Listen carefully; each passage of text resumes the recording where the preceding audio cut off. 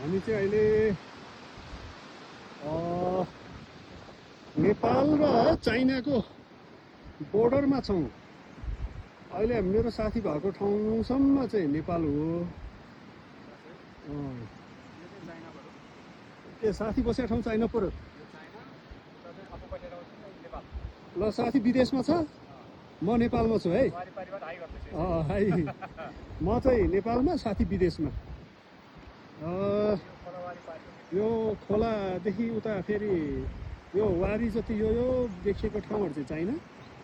अनि यो खोलाबाट उतापट्टि पारी भितो यो चाहिँ नि यो राम्रो मिठो पेटको रोगलाई ठिक पार्ने साग भएको ठाउँ योहरू चाहिँ नेपाल।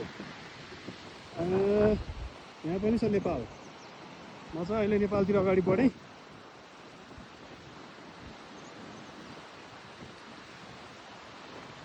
जय सान्जेन भ्याली।